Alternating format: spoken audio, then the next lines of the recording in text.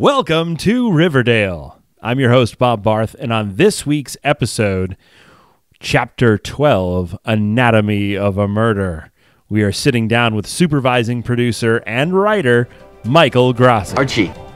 Betty. Veronica. Jughead. I'm Cheryl Blossom. For one shining moment, we were just kids. The bright neon lights of Pops keeping the darkness at bay.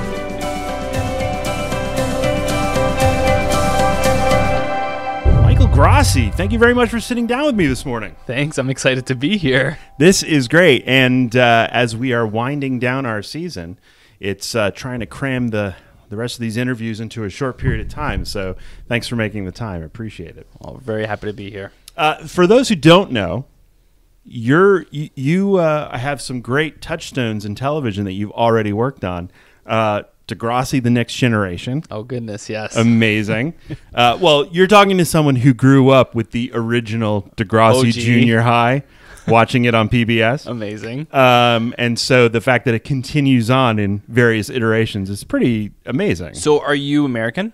I am American. Where did you grow up? New Jersey. Okay, and you watched the original on PBS, and what did you think of it? That it was very Canadian, Yep. which was spectacular to me because at that point in my life I didn't know any Canadians. But it was great. It was the first. What I always loved about Degrassi, and it seems to be kind of a tradition, it was the first series written for young people that didn't speak down to young people, and it was very complicated, and people did things that would be questionable or considered bad that weren't necessarily bad people. Yep. Just complications. I mean, that was sort of the spirit of that show. Yeah, it's such a funny... Yeah, when I was younger, my sisters watched the old Degrassi, and I found it terrifying. Like, I thought it was a really scary show, and I thought the hair was just disturbing. I remember Spike being just a very scary person on screen to me. A beautiful woman, but like just the hair really disturbed me. And then I'm just like, I need Saved by the Bell. I need some American teenagers. I need less issues. But it was very real, and it also does a really great job at being a time capsule, especially if you go back and look at those old ones, of really capturing what kids looked like in that time period. And so, yeah, and then when the kids went from junior high to high school, and the band, so Zit Remedy, which is kind of great that you then wind up working on Riverdale, that definitely has some of those same beats. They're completely different. Tonally very different shows. But sometimes there's a little bit of overlap in terms of Degrassi always told character stories, and within those character stories we found lots of interesting issues, and I think in Riverdale as well, we always focus first and foremost on character stories, and within that we find issues sometimes as well, and right. I don't think we treat them as issues the way Degrassi did, but I do think that there is some territory that is shared between the two shows, definitely. Yeah. And I know Roberto, the creator, watched Degrassi growing up as well, and then when I first met him, he was like, wait, your last name is Grassi. Do you have... I'm like, no, nothing to do. It's just a coincidence, and it's actually my dad's favorite story to tell, that I share my last name with my first television credit ever, which is funny. Yeah, that is pretty great. It's really funny. And it's funny, the old school Degrassi, as an adult, I've gone back to it, and I've grown to appreciate it way more, and it's not scary to me as an adult. But it was very advanced, I mean, even by today's standards, very advanced in the kind of the maturity of these stories for young people. Mm-hmm, absolutely. Yeah, and it's funny, on The Next Generation, there were stories that were told in Canada. There was one episode in particular where Manny, one of the characters, got an abortion. Right. And that episode was not aired in the States until much later. It was sort of withheld. And oh, wow. There are issues that were tackled on Degrassi that people are still scared to talk about today, which I commend Linda Schuyler and all of the writers there for all the hard work they do. And it's great. I love it. Also, another personal favorite of mine, that it's amazing I haven't discovered this a lot earlier, because it's all I would talk to you about, Schitt's Creek. Oh my God. As I'm making my way through the third season, and I heard they just got a fourth. I'm so excited for that, gang. This is a spectacular program. For those who aren't watching that love humor, I mean, the show is amazing. I love it. I agree. I mean, so many comedic forces on one screen. Like, that was a really special room. Probably it was just a once in a lifetime opportunity where I got to be in the room with Eugene Levy and his son Dan Levy, and a room full of amazing writers.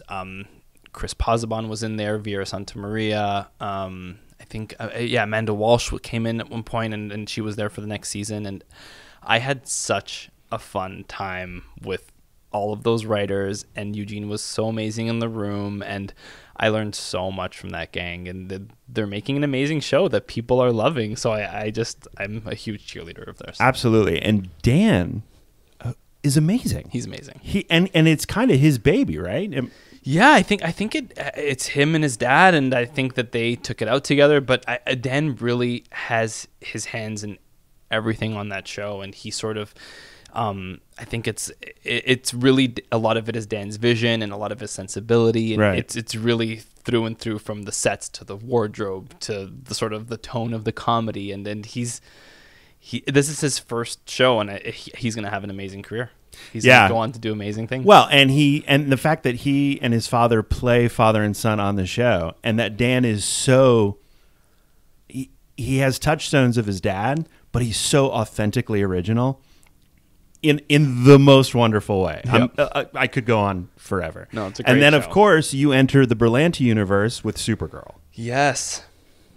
And a little bit about that experience. Very fun. Trial by fire. Oh, my God. No, it was great. Listen, I had such a funny relationship with Supergirl growing up. It was one of those things that it was sort of hard to access Supergirl as a character, but she was always the one that I was the most interested in. And I remember I was at a comic book convention, and I was there with my dad, and we were waiting in line. And it was right around the time when the Superman, the Death of Superman comics were out. Yeah, sure. And everyone in the line was requesting the iconic Superman cape on a flagpole.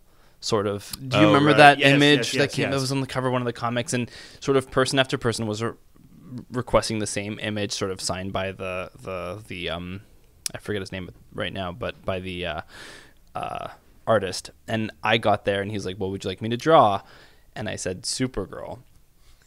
And then he curveball. Yeah, he like drew Supergirl and signed it, and I was like, "Great." And I walked away, and my dad's like, "Show me like the flag, like the flagpole with the Superman cape," and I'm like, "No, I got Supergirl." And he was like, "Why would you ever do that? That's not going to be worth anything. I don't understand." And I was like, I never get to see her, and that's who I really wanted was Supergirl. And like for so long, no one's had access to that character, and to write stories and to sort of put her on CBS to sort of such a huge, broad audience really felt like a dream come true for me. And to work with Greg and Ali and Andrew, it was a tremendous experience. And meeting all of those writers, including Roberto at the time, was a dream come true. And it was season 1 shows are always challenging, and but she's found her footing, and she's flying on CW now. She's doing great. A huge fan. My son and I watch it every week. Amazing. And for those who don't know, Supergirl is without a doubt a sister show of Riverdale. We have the same producers, and they quite literally work down the hall. So I get to see all my old friends from the Supergirl days down the hall. We share a kitchen as well, so we always take their iced tea. Okay, good to know. Good to know. So what we've already surmised here is that you are Canadian. Yes. Where'd you grow up? I grew up, born and raised in Montreal. Funny you mentioned that Supergirl is a sister show. It's also a show about sisters, and I have 5 sisters. So when I first went in and read the pilot for Supergirl and saw that it was a show about sisters, I was so excited. I'm like, I can't wait to tell stories about these two. So that's fun. So born and raised in Montreal, lived in Toronto for 10 years, and now I'm in LA. Amazing. So you're recently to LA? Very recently to LA. So I came out to LA, and Supergirl was my first ever meeting in Los Angeles. Wow. And Booked it. And I walked in, and I met with Ali and Sarah Schechter and Ryan Lindenberg and Andrew Kreisberg.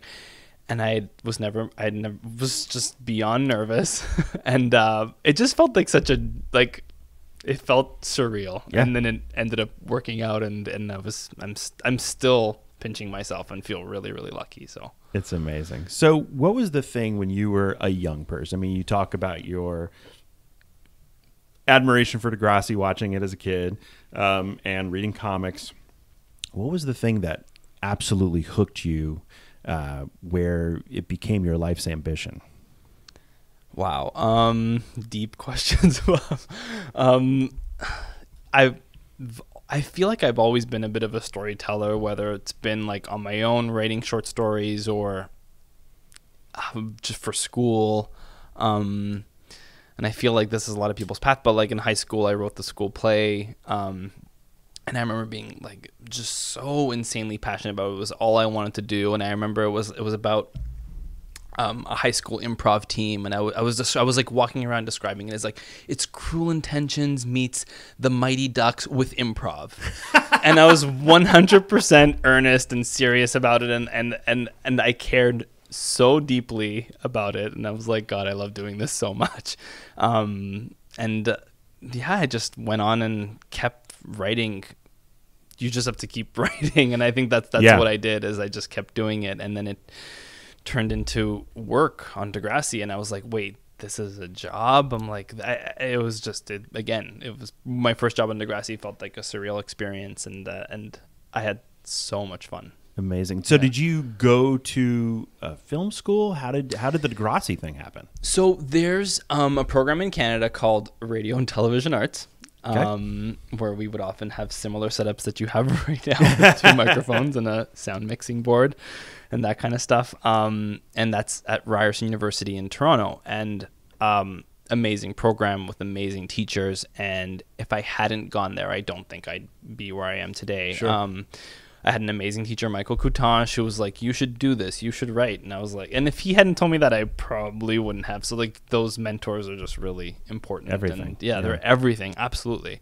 That was an amazing program. And then I worked in reality TV for a long time. I worked on a show called Canadian Idol.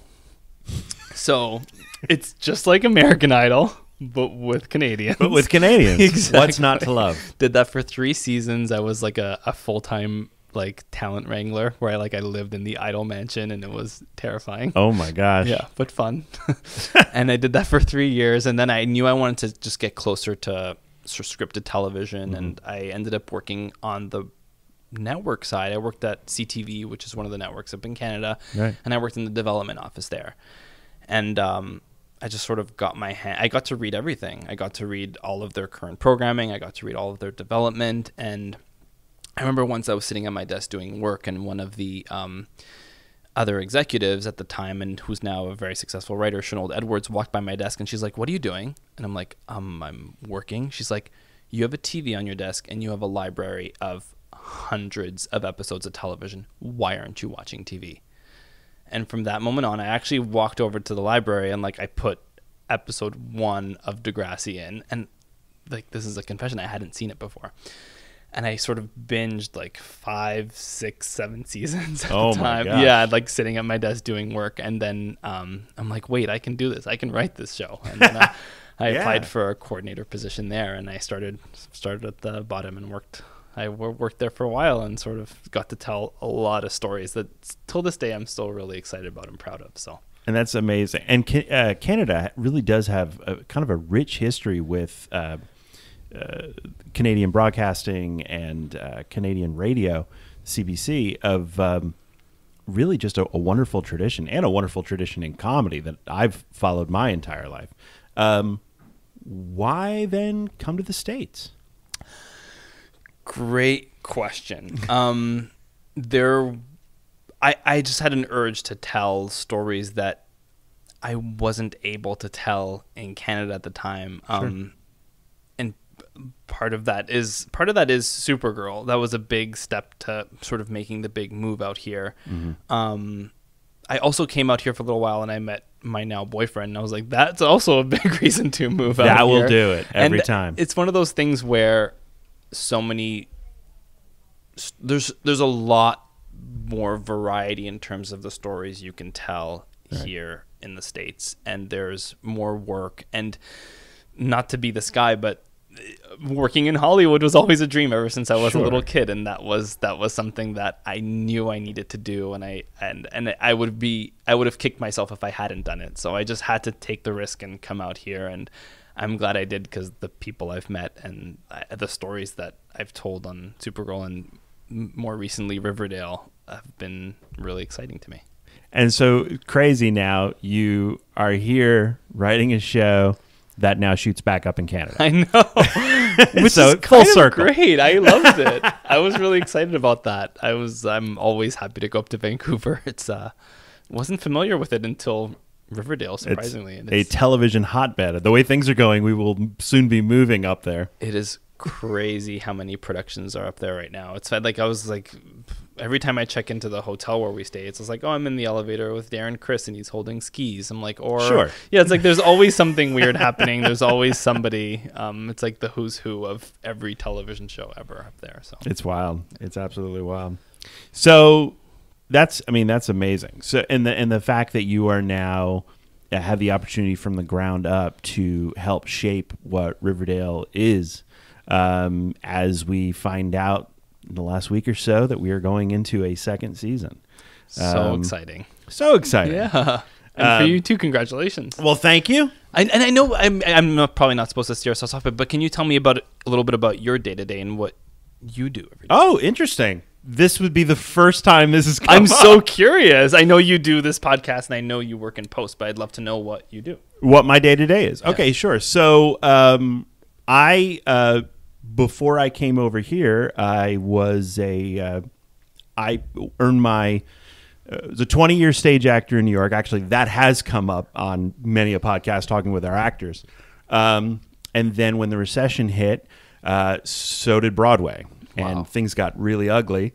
And I started writing and found a great mentor. And on a whim, in my mid-30s, sent a script to AFI and was accepted into their screenwriting program. Got my master's in that. Amazing. And had my family out here, my wife and my now 9-year-old son. And a good friend of mine who works downstairs on another Berlanti show said, they do this internship over at Berlanti Productions Bungalow. You ought to think about it. And I had said, okay, but I've done now internships. I need to start paying off some bills, and this doesn't pay anything. And I relayed that story to another writer friend of mine in town, and he said to me, he goes, but who's it for? And I said, for Greg Berlanti. He says, no. You figure out how to make that work. You do it. And I was like, oh, okay. Because Greg has this amazing reputation. That I was aware of the work. I wasn't aware of the reputation. So I interviewed over there. They accepted me quickly. And in fact, they called me up after they accepted me into the program and said, hey, listen, on Mysteries of Laura Season 2, we've got a writer's assistant that just had to bail. We need you over there immediately. Can you start there? Absolutely. So I finished out Mysteries of Laura, then went and did the internship at the company. Did 6 months, 8 months, whatever it was. As it was starting staffing season for over here, they tried desperately to get me back into a writing position, getting closer to what I had studied. And there just wasn't those openings. And Greg sat me down on like my last day or second to last day. And he said, quite honestly, he goes, look, he was very complimentary, which was nice. Always made a point to say hi, which was also very nice. And he said, look, I know we don't have exactly what would be a perfect fit for you. But I know, he goes, there is this assistant position in the editing program for Riverdale. And I was a huge fan. I had already seen the pilot and read the script, and I loved Riverdale. He said, listen, if you stick with us, we'll take care of you. And I went home and told my wife that afternoon, I don't know what this is. I don't know what I'm getting myself into, but no one says that. And so this is where I'm supposed to be. So I started over here in the editing department, the post department for Riverdale. And my day-to-day was initially just keeping a lot of the books going, the records going.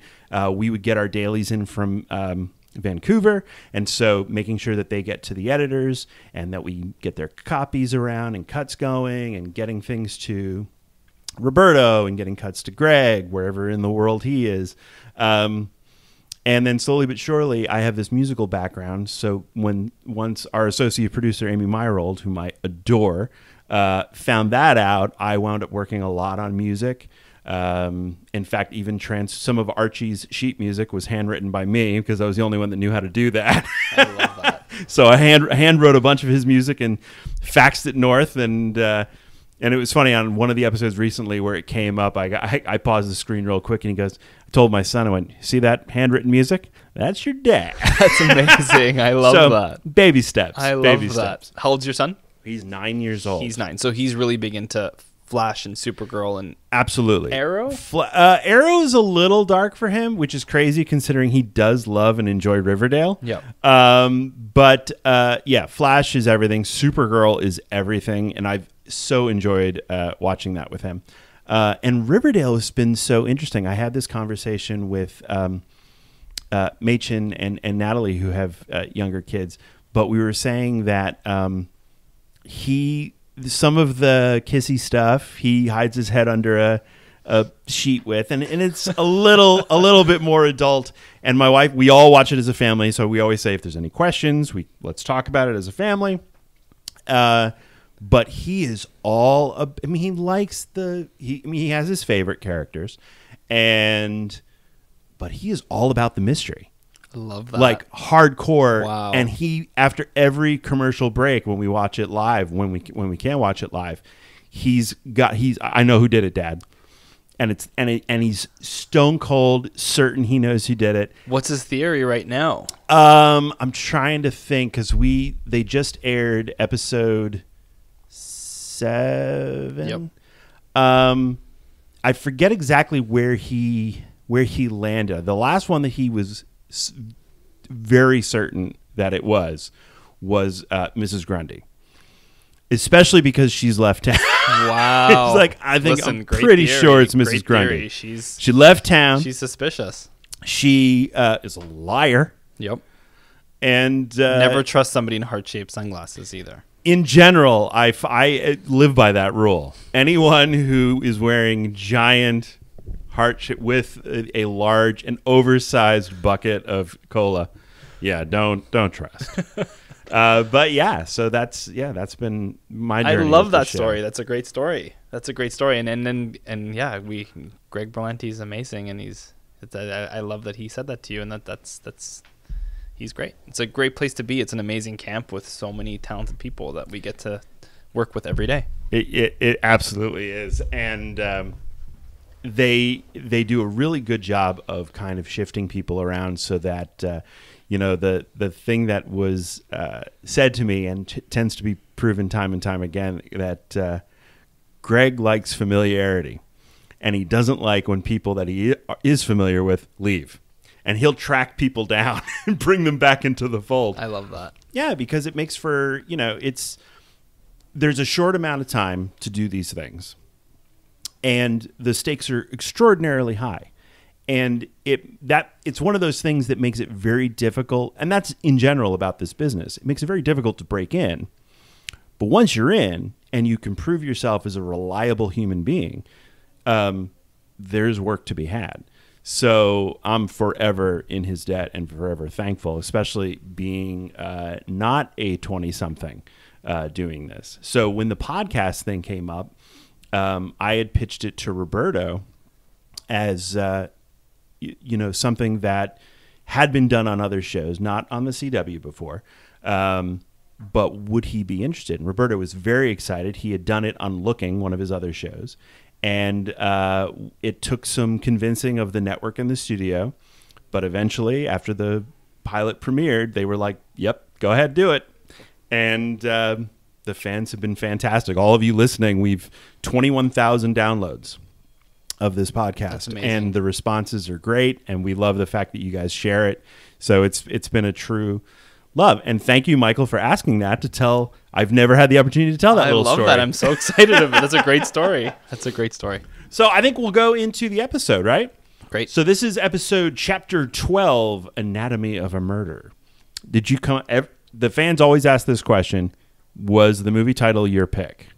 Was the movie title? Great question. That was one that floated around very early on. Okay. And I think it was our amazing writer's assistant, Greg Murray, at the 11th hour, who had brought it back up again. He was like, Anatomy of a Murder. And we were all like, yes. Roberto was like, that one. And I was like, thank God he came up with that. Because, yeah, the titles are always hard and tricky. And sometimes they really stick. And sometimes you're like, wait, why? But this one was a good one, I think. And it's good. I mean, there's such so many of them are either reminiscent of character or tone, and this is, the noir aspect of Riverdale is very obvious in most of the episodes.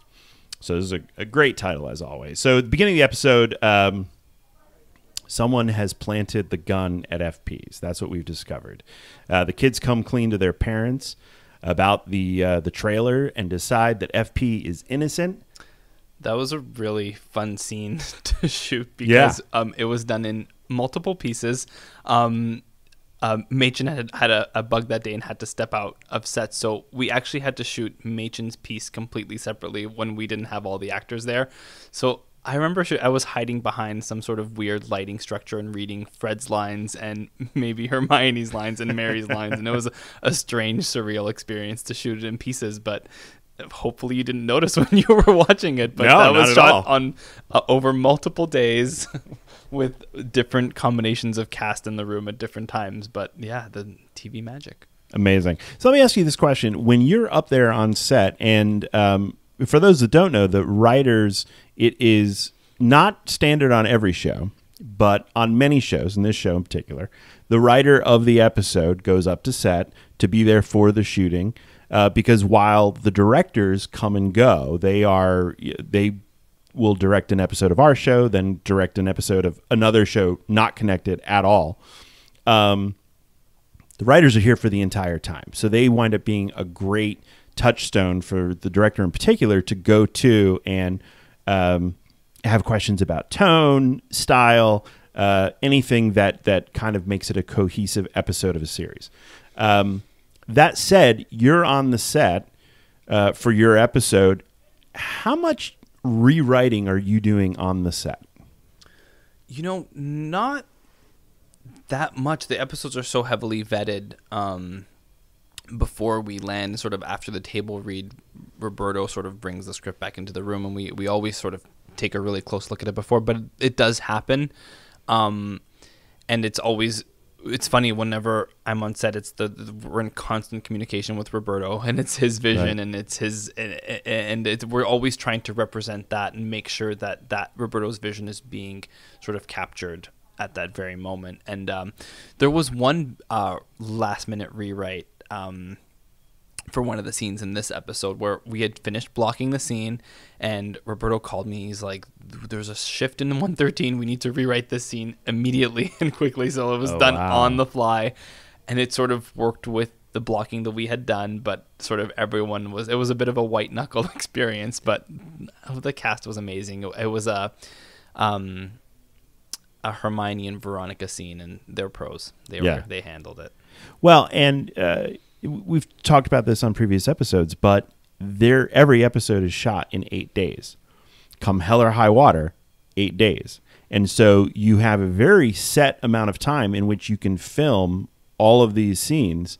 And then within the course of a day, you have a set amount of time. So when you have something like that where something needs to be redone on the spot, it's a harrowing experience to try to make your day. Yeah, it needs to work, and it needs to happen, and immediately and we need to get it, and that's always the struggle. It's always time is always kind of the enemy and a blessing. Yeah. But we're lucky that our directors that come in and our entire crew and our cast are just always ready to roll, and often they have they have amazing thoughts, and if something's not feeling smooth or if they want to look at something, we always re-examine it. Like on the stages, we'll talk to the actors, we'll do a little shifting sometimes with lines and stuff, and always sent back to Roberto, and he's like, yep, that's fine, nope, it should be like this, and it all works out. A lot of communicating, which is the key to all this. Totally.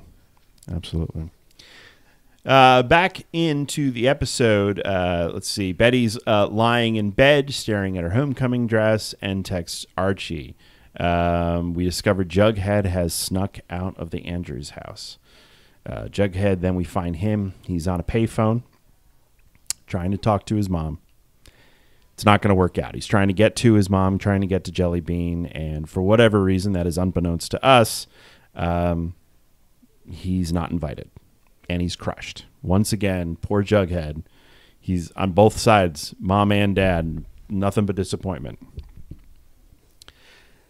Jughead then trades in his ticket for the next bus out of town, which happens to be Florida.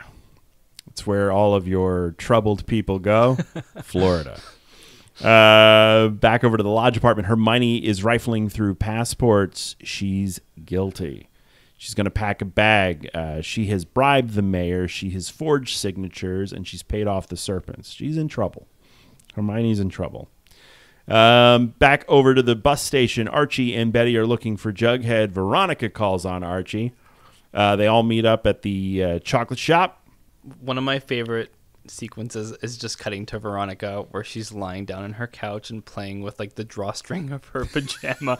I'm just like, that's such a relatable moment when you just call the person that you like and you're just a little exasperated and a little bit just the whole, like, Veronica's call to him just felt like a sigh, and it just felt like a really real moment, and I love it. I love that. And it's it's absolutely a great dichotomy between the Betty and Veronica characters. Betty is this sort of woman of action, and she's in the middle of it, and she's tormented, fully charged and ready to go, and come hell or it's going to happen. And Veronica is a lady of leisure. Yeah.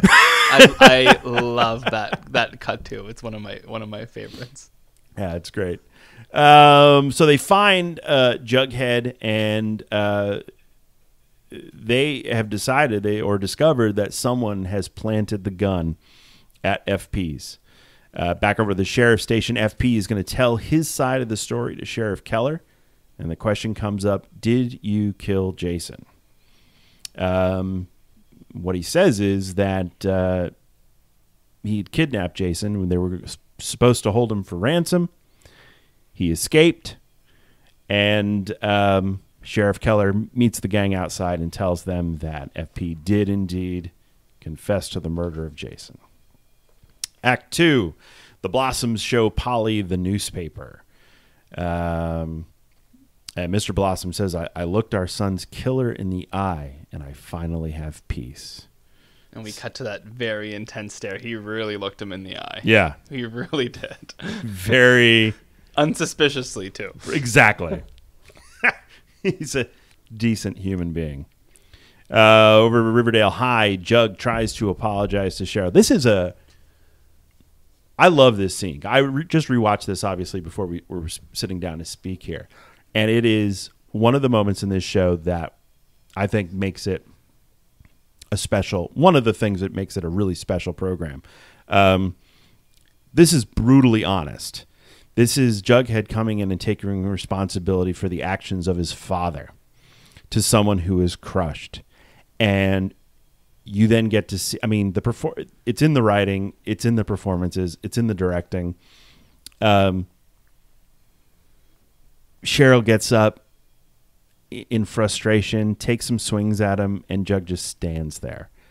And there are no words for the amount of pain or sorrow or sorry that they have for each other. It's very honest. I couldn't agree more. It's one of my favorite scenes, and I think Cole and Madeleine really brought it that day in a way that I had never imagined. It exceeded all of my expectations. And I remember when Roberto pitched this sequence in the room, this whole scene, and I remember as soon as he pitched it, we were all like, yep, that's the confrontation that needs to happen. And Cheryl's dealing with so much, and you just see it all boiling over, and I really love that. And you see that to some extent, Cole's character Jughead feels like he deserves it a little bit. He feels, and he takes it. It's a really, really heartbreaking moment, and there's so much more going on than what I just said, but I agree with you. It's one of my favorite scenes of the series.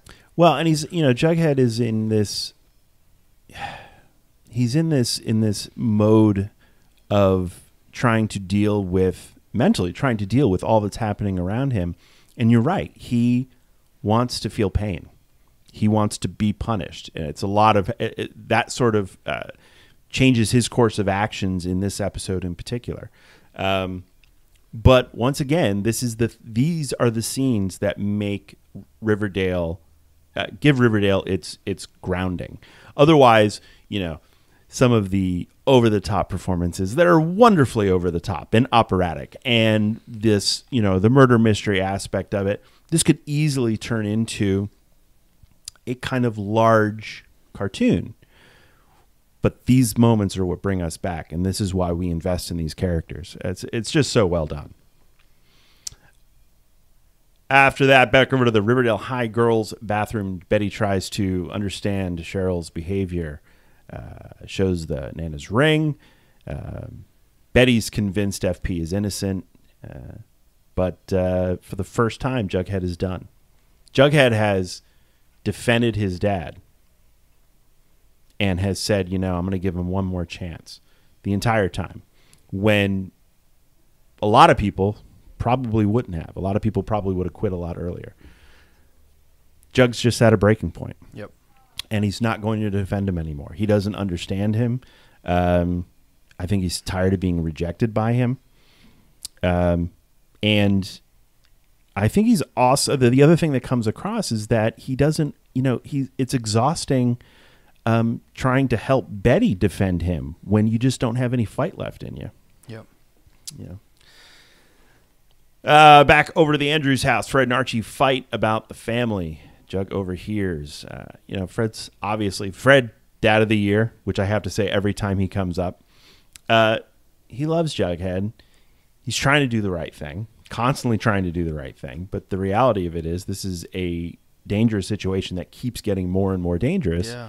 And while it's not Jughead's fault, you, as a responsible parent, you can't allow your own kid to get in the firing line of something that is just outside your control. Yeah, I agree. I love this scene, and it's probably one of the toughest positions Fred has been in all season long. Yeah. And while you sort of want to be mad at Fred for not just accepting Jughead and taking him in, you also have to understand his position here, and it's a really tough spot to be in. And this story continues into the next episode, and it's one of my favorites of the season. I think it's really, really strong. Absolutely. Yeah. And again, Luke Perry is just, to me, he's sort of like everyone. I feel like at this point in time in the world with everything that's happening, everyone just needs a kitchen talk with Fred Andrews. I could not agree with you more. Like, I feel like we can all just settle in around that island and just like get some advice or some perspective, or just like hold a mug of coffee, and I just feel better, I think, about everything. He's and it was interesting growing up with 90210 and knowing him as Dylan McKay on that show.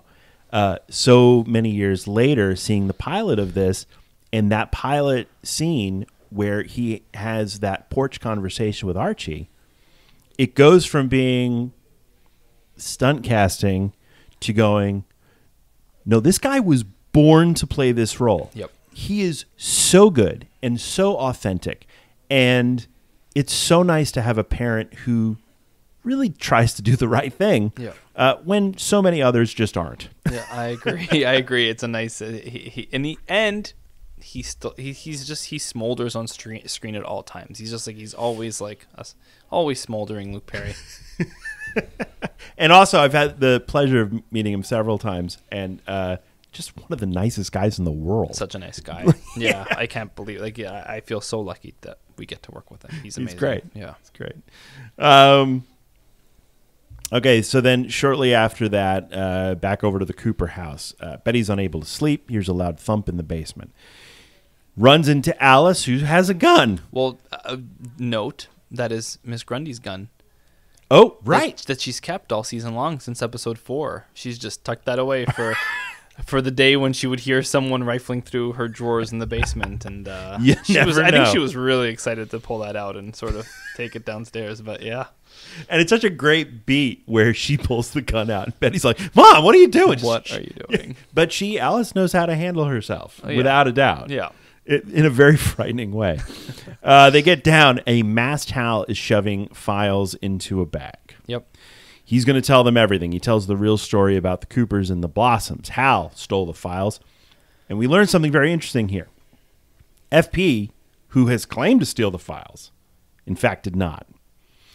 And Hal says, I don't know why he confessed to that. He didn't do it. And we move on. But that's the first telltale that we have real evidence that, The confession was false. FP's Yeah. not telling the full truth here. No. We also learn something enormously surprising here. Game changer. Coopers are actually the Blossoms. Crazy. That the grandfathers were brothers. Mm-hmm. And it was such an ugly blood feud that Grandpappy Blossom, and another Grandpappy Blossom, changed his name to Cooper. Yep. So the question remains, what will the Blossoms do? This must have been, especially that scene in particular, like how much fun was that to write? Well, yeah, it was. It's one of those scenes where there's like so much information has to come out, but again, there's so much character in it as well that it was a really fun scene to write. And being there on the day, I just can't believe all these actors and how amazing they are. It's like the scene is one thing on paper, but then once it's blocked and once it's sort of. It just, they blew me away, and it's one of those scenes where there are shocking moments, but like you see Betty reeling with this truth, you see Hal struggling, and for me this is Hal's sort of play to sort of get his family back. Like it's his moment of truth. Like if he doesn't say this now, then like he might never get them back, you know what I mean? So it really feels like an emotional scene for him. And then Betty of course is dealing with so much as well, and she's realizing that she is also a Blossom, which is kind of a game changer. So yeah, it's a really crazy scene, and followed by an equally crazy scene. Yeah, amazing. So the Coopers burst through the door as Mrs. Cooper is wont for doing. Yeah, we called this 0 Dark 30. Yeah, it's about right. Should have been done with the the night vision goggles. That would have been hilarious. Coopers versus Blossoms. Betty shows the ring. Polly did it for Jason. And we not discover at this point, but it surely comes out in the open that this is incest, and the word is used several times. Yep. Nothing can be more purely Blossom than those babies. So creepy. Natalie's delivery of that just made me so happy. She was just so perfect in that moment. But this whole scene it's really interesting because they think they're coming in with, we think you have a motive, right? We think that might be the thing that caused the Blossoms to kill Jason. Right. The fact that he was related to Polly, but they're actually on board. They're like, incest? They're like a few generations removed. They're like, what? No big deal. No, and they own it. And it's very like, yes. Yeah, we're sorry that anyone found out about it, but okay. Yeah. And yeah, the pure blood Blossom thing, super frightening, very unnerving. Back over to the chocolate shop, Mary gives it to the boys straight as a lawyer and a mother that things are not looking good for FP. And he's not changing his story either, no matter what. I love Molly Ringwald in this scene, and I think she's so amazing. And again, she's just such a warm presence on screen, and I couldn't imagine anybody else being Archie's mom. So we're just, again, so excited to have her join the show. It's amazing. Yeah, amazing. Absolutely. Especially for those of us who grew up with those John Hughes films. Those of us, all of us. Oh, yeah, totally. Even I have younger sisters as well in their 20s, and it's funny, they grew up with them as much as I did and as much as my older sisters did. Like sort of they're kind of they live on in a strange way, and people just keep on going back to them. Yeah. So Jug tells FP how he feels in a kind of a brutal scene at the prison, the jail cell. And at the end, we have an Old Yeller moment where FP tells Jughead, "Don't ever come back." Yep. And it's a father's desperate plea to save his son. Back over to the lodge apartment, Archie talks with Veronica. She wants to know the truth. Joaquin winds up telling the gang his side of what happened that night, that he helped clean up the mess of Jason and a black male Mustang. Yeah, this is a kind of a crazy scene because I think it corroborates a lot of FP's story. So Right. I think at this point, it's kind of like, wait, did FP do it? And it was a really interesting scene. I feel like we're walking such a tightrope at this point in the episode, and this scene was really fun, and emotionally, I think this scene is really interesting for Kevin, who's realizing his boyfriend is a criminal, and you see him reeling with that a little bit in this scene, and I think his story revs up a little bit as of right now for this episode. And Casey Cott's amazing, and you really, I really feel for Kevin and his dating. Like, there aren't that many gay guys for him to date in Riverdale. No, I know. He found one on the south side, but it's a little problematic. It was very Romeo and Juliet. Yeah. He plays it so. Kevin is played so earnestly, and he's he's at a crossroads because his dad's the sheriff. He's dating the kid from the south side of the tracks. Now he's actually wrapped up in, and there's a thing where you tell yourself, yeah, but you can't help where you come from. He's a good person. He's doing good things. Oh, no. He, in fact, was helping out cover up a murder. Yeah. I thought Rob did such a good job with the role of Joaquin as well. He did great work. Yes. Yeah. Yeah. It's hard not to get lost in his blue eyes. Saw him at an ADR session a couple of weeks ago. Stunning young man. He's not going to have a problem in this town. He'll do great. He'll be fine. Back over to the seedy motel. The Scooby Gang arrives at the hotel, looking for answers, looking for Mustang. They got questions for Mustang. They find him dead in the tub. Yep, and he's OD'd. He's OD'd. It's a mess. Kevin says to call his dad. Top of Act 4. Sheriff is there, and of course wants to know why they're there. Of course, another police officer comes out, bag full of cash. Hermione Lodge's bag.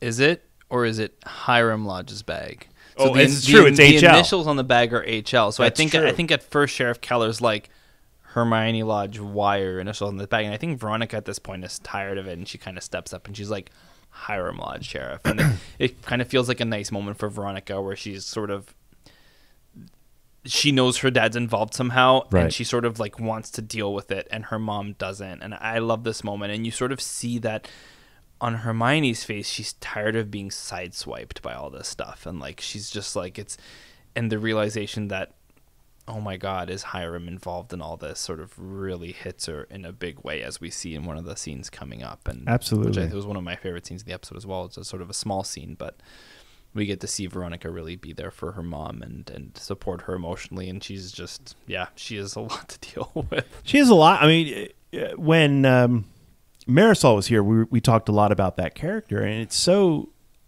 deeply layered in that she takes responsibility for some things. A lot of it is done without her knowledge, but in an effort to, in many ways, save her daughter, and in some ways, unfortunately, save her lifestyle. Mm-hmm. She stretches the truth. She forges papers. She's busy. She's busy. Yeah. It is a multi-layered, multi-dimensional character. Yep, to say the least. So here we are at the top of Act 4. They've got the bag. Fred tells Archie that he is that this is what he's worried about. I think Fred is also probably quite worried that he keeps running into his son at major crime scenes. Yeah, all of these poor kids. You're like, could we get through a week without you showing up at the body? Without a place where there's a dead body. Yeah. And I think this is where Archie sort of sees what his dad was talking about in the earlier scene, and he realizes his a little bit of his error. Yeah, this is beyond trying to save your friend. Yeah. From going off to a foster home. This is murder. The people are dying. Yep. Dangerous stuff. Back over to the lodge apartment. Hermione, and this is the scene that you were talking about. Hermione collapses in tears, and Veronica, her daughter, is there to console her. But over at the bus station, Joaquin is getting out of town. Yep. Did you notice where the bus is headed? Florida? San Junipero. Oh. Just our nod to the Black Mirror episode that was so okay. exciting. Yeah, just a little. Look at that. I had no idea. Just learned something, folks. Yeah, there you go. It was we had a lot of fun in the room talking about how the bus was headed to the place where sort of you can be who you want to be. Wow. You can live on forever and be young and free. And then dance Amazing. to music from different eras. Have you seen that episode of Black Mirror? I have not. You should watch it. It's I will. great. It's great. I hear nothing but great things. I saw the pilot episode, which was so much to take in, and one that I recommend, but we can't talk about. Yeah, this one's actually lighter. I think you might. I think you might enjoy this. This one's actually one of the lighter episodes, and it's. I loved it. You should watch it. It's great. I will absolutely do that. All right, now back over to the Blossom Manor. Cheryl asks questions about what Jason couldn't handle because her father had said, I really should have put my eggs in your basket, Cheryl, because you are emotionally much better suited for the family business, which is unfolding than Jason ever was. And she's not sure exactly what that means. I love this scene between Madeleine and Natalie, and it really does feel like she sort of cowered before her parents sort of all season. Like I know she stood up and spoke up at the funeral, but she sort of hasn't spoken her mind very much to Penelope and Clifford. So this feels like a moment of I want to know the truth, and sort of after what happened with Jughead and her sort of conversation with Betty in the bathroom, I think she's finally ready to confront her mother about this, and I really love both of their performances, and especially Madeleine is just so vulnerable, and you can see how scared she is to ask the question because she herself is scared to know the truth, and I think this is really, really beautiful. Absolutely. And she says in this scene, who was he running away? Was he running away from you guys? And Natalie has this great scene where she then drags her off to the barn. And do you want to know the sticky, dark, dirty truth of it all? So gloriously over the top. and is in there, and it's just this barn full of syrup. Family business. No scandal there. It's just syrup, right? But a little intense for syrup. A little. All right. Back over to Riverdale High School, the Blue and Gold office. Jughead is searching through articles, and Alice enters. And Alice is looking at it going, I've studied, I've been a reporter. I know what crimes look like. This is way too neat. It all makes too much sense. So something's up. Back over to old Route 40, Kevin leads them to a sign. Joaquin had told them, go back to the sign. They get there, and this is the sign, the maple syrup sign, the Blossom Family Farm sign, where the car had been stowed away behind, right? Yep. It's where everyone goes to hide things in Riverdale. Apparently, yeah. There's one spot. It's behind the Blossom Farm. So it's back there, and they find this duffel bag. And inside the duffel bag is Jason's varsity letter jacket. Dun, dun, dun. Dun, dun, dun. Like, in very good shape. Even the bag looks like it's in pretty good shape. Act 5, over to the Andrews house. They're looking at this jacket. The crowd is surrounded around this jacket, trying to figure out what's going on. Betty picks it up, puts it on Archie, and Archie's a little freaked out. Yeah, what are you doing? This is weird. Yeah, what's happening? What's happening? And she starts sticking her hand in pockets. And I love this scene. I love that you guys made it work, because this is when you're doing stories that could be as convoluted as this is, and there's such a natural reason for how it works. It's like, yeah, of course. And she sticks her hands in, she finds a hole in the pocket, and she relates that to, yeah, I'm constantly losing lipstick. And sure, why not? Dig around, dig around, dig around. We find USB. And this is a funny instance where, like, Lily came up to me and she was like, I feel like someone needs to say the word Nancy Drew at some point. I'm like, wait, who's saying Nancy Drew? We're like, okay, well, Kevin maybe should say. And then we sort of came up with an ad-lib line for Kevin, which was like, Nancy Drew strikes again, which I think lived in the cut, which is so fun. It's great. Yeah, I think it's really fun. And it just sort of shines a light on how this is Betty's just always sticking her hands into pockets and finding stuff, which is great. And it's a fun character trait of hers that I wonder, and you'll be able to tell me this, is it something that existed on your whiteboards before you started? Or is that sort of like her brain is really working overtime? She's a really good detective. I think that was from the beginning. I think really that was from early days. I think Roberto was very excited to make Betty sort of on point with mystery, and sort of she's hungry for answers, and she has a close emotional tie with Polly to the mystery. So it was always important to keep Betty central and sort of Nancy Drew-like, and we reference that a few times throughout the series, which I really love. And what's nice is, especially like earlier in the season, when we meet Betty, she is the epitome of the girl next door. And it's also kind of what we know from the comic books, for those of us who know the comic books. So that when she starts on this path of being a little dangerous, about being really smart, shimmying to get into cars and grabbing guns, it's super exciting. Yeah. Like there's a lot going on with Betty that is surprising. She is not the girl next door. No, God, no, there's so much more going on. Just wonderful. The gang, and this is such a well-written scene, such a well-directed scene. The gang has the USB. They put it into the laptop. And we don't see what's on the screen. Nope. We are watching their reaction. Yep. And they are horrified. Yeah, and this sort of sequence was shout out to Greg Berlanti. It was sort of his thought to have them watch, and we don't see what happens, and sort of have all their face huddled around the laptop. And while we were shooting it, like I love this sequence so much, and it was really emotional when we were shooting, and you sort of felt like all of the actors were all together, and sort of they were just sort of feeding off each other's energy, and it was a special day on set, and you really felt like they were watching their peer sort of get shot like that. I think was you sort of felt that theme of loss of innocence sort of really exemplified in the scene, and on all of their faces, and and that's a hats off to Greg for that amazing pitch, because I think it turned out incredibly. It's great, and this is a weird reference, but it's the one I always think back to. It is very reminiscent to me of a scene from a documentary called Grizzly Man. I don't know. Oh my God, yes, of course. So there's this amazing scene where there's an audio tape of the lead that you're watching who's being mauled by bears, and it is so horrific the filmmaker decides not to play it for the audience, but in fact you watch him listen to it, and the horror that overcomes his face is exactly how I felt watching these kids watch the tape without actually seeing the context of what they're seeing. In some ways it's worse because your imagination sort of goes over time. Absolutely. And you're like, what is happening? It's also very Hitchcockian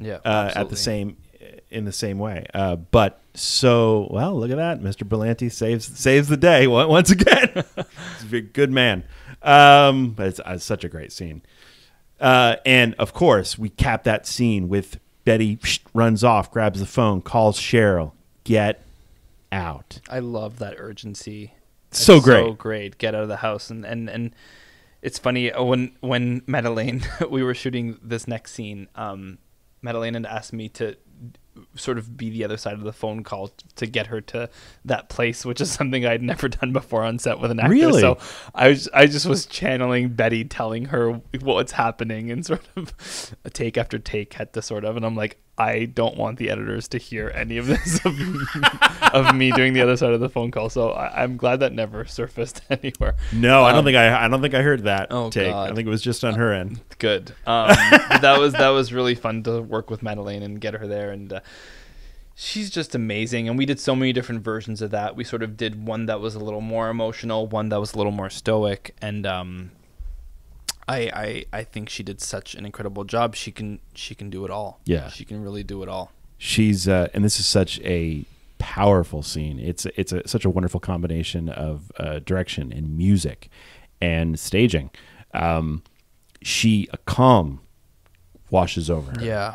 Well, that was, and then our director, Rob Seidenglans, was like, especially for the walk down, sort of like her collecting herself and wiping the tears, and for the confrontation and going into the dining room where she's sort of, again, a little bit more detached from it all, because it's sort of the only way to sort of process this at this point is, and there's going to be more processing, stay tuned, of course. In this moment, I think when she has to face him, I think there is a bit of like a compartmentalization that needs to happen. And I do want to talk about our director Rob Seidenglans a little bit, who interestingly has an editorial background and has been doing a lot of directing, and he just was incredible, and the episode turned out beyond our wildest dreams. So we love Rob. We really love Rob. Now, some directors, as I know you know, love having the writers there on set.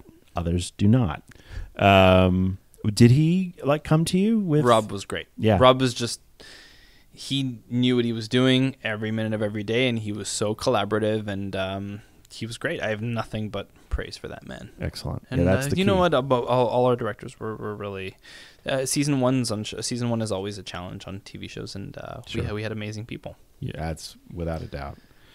Without a doubt. So at the end of the scene, Cheryl, she comes down the stairs, and a huge shout out to the composer. The music is startling, and it's sort of a take on the Riverdale theme, and it's sort of made really eerie and sort of otherworldly, and you sort of gets you in Cheryl's headspace in an amazing way. I agree with you, but I love that so much. She makes her way to the far end of the table, stands by her mom. She turns around and says, I believe if I'm having a conversation with Warner Brothers CW marketing people, this should be on the Riverdale t-shirt. You did a bad thing, Daddy. I love that line. It is incredibly well delivered. There is no other version of this that exists in the world. She nailed it. Everyone nailed it. It's so good. She killed it. It's so fun. Top of Act 6, over the Jubilee office, Alice sees Sheriff Keller. Got the USB drive.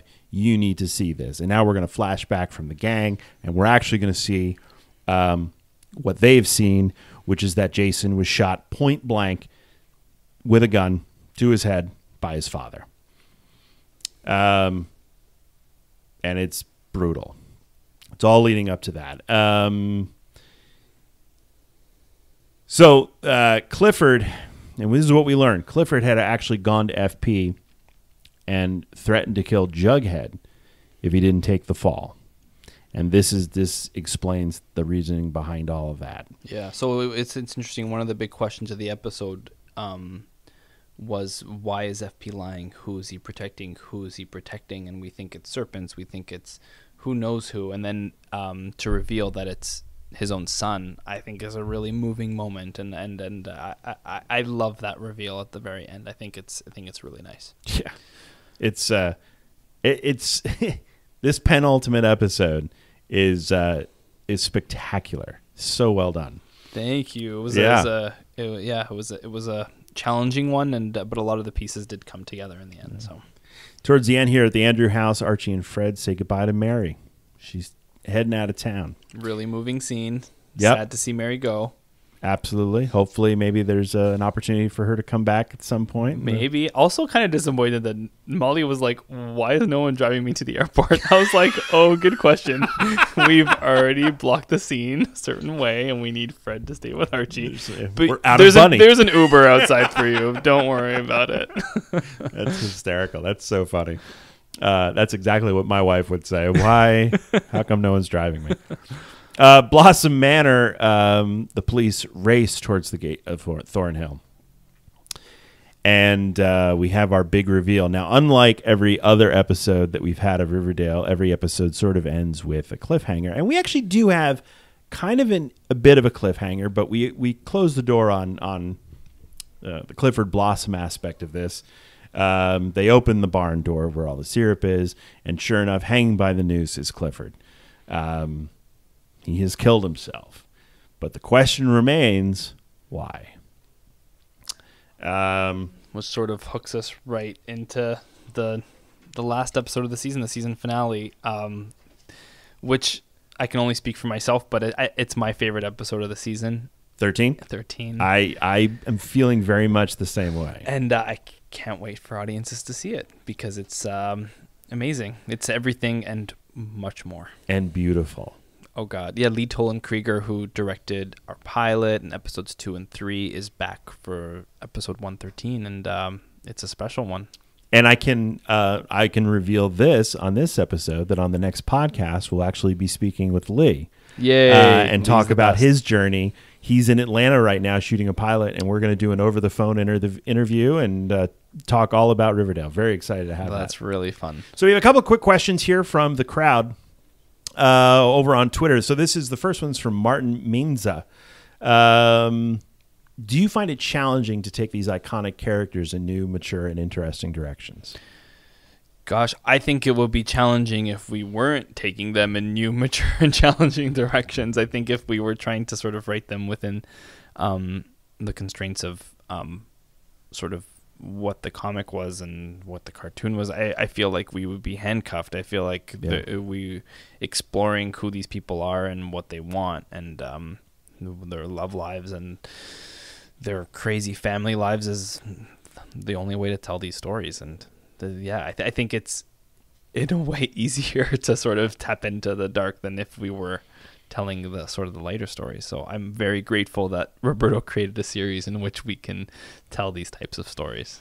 And there is an inherent challenge in taking any kind of intellectual property that people love, and people love Archie comics. They love these characters, and to try to, in some ways, reinvent them and yet have them remain in many ways true to what came before. Honoring their DNA is always a really big part of it. And that's sort of the big conversation in the room all the time is how do we honor who they are in the comics, but also tell deep, sort of rich stories with them. And it's easy, I know that there has been, especially in the early days when the pilot premiered, there's always been this sort of segment of the populace that loved Archie comics that really pushed back on this version because it wasn't what they were familiar with, which, by the way, is not specific to Riverdale. That happens with anytime you do anything with a beloved character. Yeah. But what worked for me is that it really turns into characters that we can know and love. Last two questions. Why did Polly jump out of a multi-story window? Great question. You'd think she would have been more careful considering. Great question. Listen, maybe she tied a bed sheet to something and she climbed down and then the bed sheet untied. Like maybe it wasn't such a big leap. Sure. Yeah, there also might have been some sort of structure that she was able to climb down outside the window. I think that's another way that she might have made her way down. It's also very dramatic. It would be less dramatic if she just walked out the front door. Yeah, but she had to get out there. She has stuff to do. She Totally. That was from Mary at Quitey Contrary. Great question. And the final one here at Betty and Jughead, Sabrina, Chick Cooper, Midge, Svensson the janitor. Oh my God. Will these people make an appearance? Oh my Will God. Betty bake? Will Betty bake? Great question. Alice bakes. Alice makes a peach pie when FP comes over for dinner, so maybe Betty will sort of follow her lead and also bake someday at some point. But he also has to work on some cars at some point. These are all in the stew. We're always talking about it. It's always a priority to us. It's all and all those characters are also in discussion at all times, and hopefully at some point. See, there you go, folks. There you have it. Michael, thank you so much for coming you. on the show. Folks, Riverdale is on the CW Thursday nights at 9 o'clock. Until next time, hashtag Riverdale Strong. Who's that knocking at your door? You got lots to answer for. Who's that sleeping in your bed? High, cross your heart and hope to die. Swear that you won't tell no lie. Cross your heart and hope to die. Every time you fall asleep, pray the Lord your soul to keep. You got problems now, my friend. You can run, you